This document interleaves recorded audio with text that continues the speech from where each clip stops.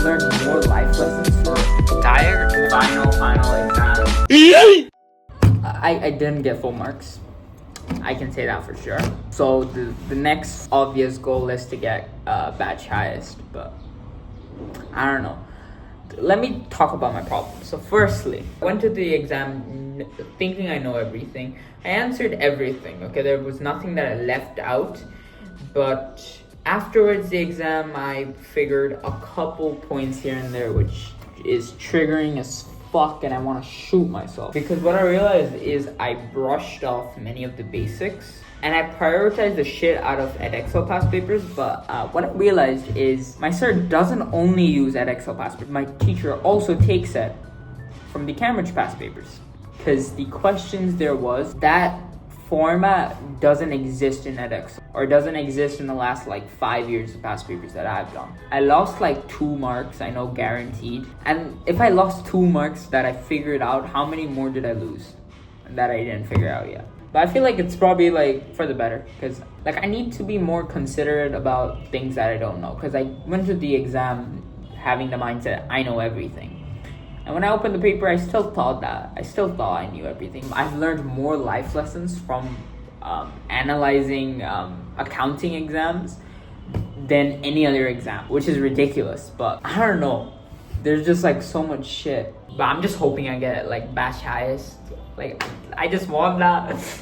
I know it's an ego play, but I can't do anything about it anymore, so there's no point of me like thinking about it and all. So the key lessons I've learned is don't brush off the basics, study Cambridge papers, don't have arrogance or ego when it comes to any life scenario plus exam, because there could be always something that fucks you up.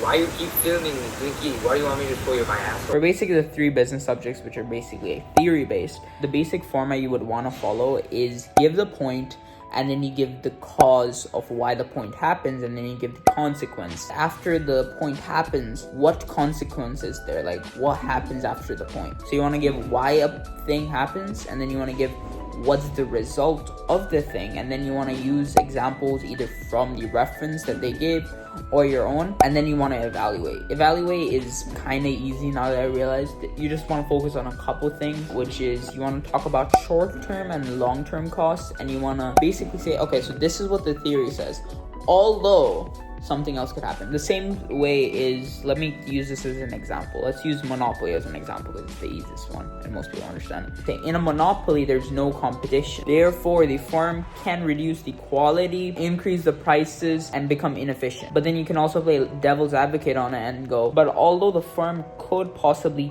take the extra profit they have in research and development and make some good changes for the industry itself. You see, I'm basically saying what the theory is, and I'm going against the theory. That's basically what evaluation is not taking anything at surface value. Like, what I realized for economics is there's not a wrong answer. The same thing goes with business and commerce as well. There's nothing really which is a wrong answer, especially when it comes to theory-based stuff, because it's all theory, right? As long as you can explain things to a point where it makes sense, they will have to give you the mark. As long as you can justify whatever you say. Like, you can't go, the earth is flat, and then the evidence you have to back that claim up is, well, the picture of the earth is flat, so therefore it's flat. Like, that's not evidence, is that, right? The basic construct of the whole answering pattern or answering thing is that you just want to keep asking why.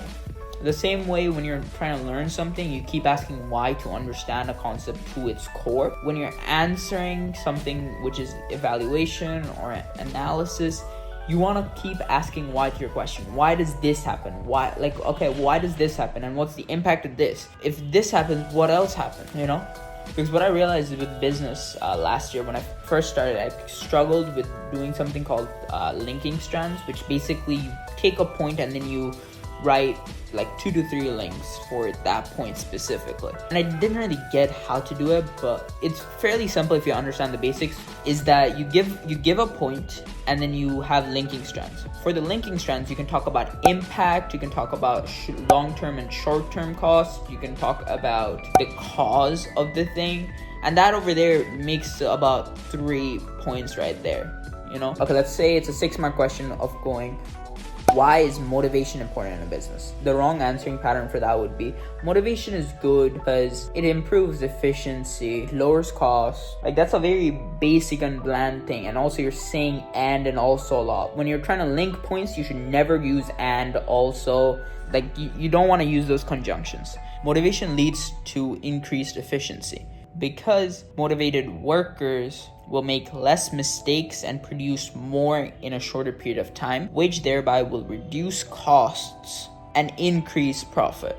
The basic gist of both of the things is almost the exact same, but it's just the way you structure it is what's going to give you the better mark. And especially with questions which are like 6-mark questions for business studies at Excel, you can get 6 out of 6. And any question you can get full marks, you should try to get full marks. Any question that you can get full marks in, try to get the highest mark possible. Like, I think for a 9-mark question, 8 is very rare, 7 is like good. I like studying economics and business, and to be honest, I feel like anyone who studies economics has the ability to study business, except the grading on business is just going to be harsher. That's the honest truth. Anyone going from business automatically kind of studies economics. I don't know anyone who studies business and doesn't study economics, because both of them are very similar. Many of them are literal duplicate chapters, especially if you're giving exams of the same board. I'm not trying to promote that you should take both of the subjects. It's completely up to you.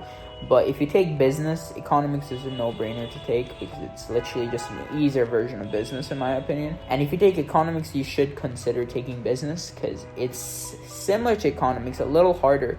But I feel like if you like economics, you will most likely like business. I don't particularly like science subjects. I think last exam diaries, somebody DM'd me asking, why don't you give tips for science subjects? And my basic thing is, I don't take any science subjects. I don't like any science subjects. For science, there is an incredible, like, giant list of websites giving flashcards, past paper questions, topical questions, practice questions. If you're studying med or you're studying any of the science subjects, you have an incredible bank of resources in so many places. Like, compared to fucking business, you have legit everything. You have fucking everything. Business has almost nothing. It has almost no resources you can find online. Science is dreadful, but what made it easier for me to study it about a year ago was the amount of resources. Because if you're taking any science subjects, let's say bio, chem,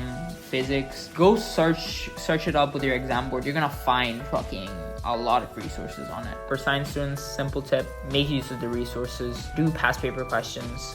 Like, no matter what subject you do, past paper questions apply to your preference, because past paper questions, they're legit.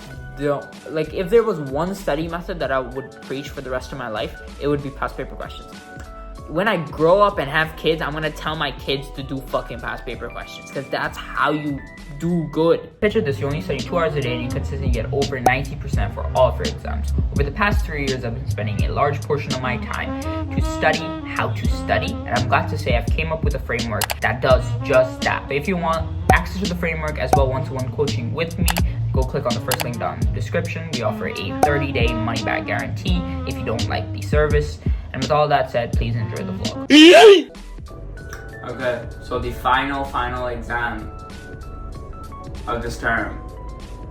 Am I worried? Yes, sorta, because I didn't wake up early in the morning to do the 12 markers. But I'm just gonna look at my notes in the car, and yeah, that's gonna end.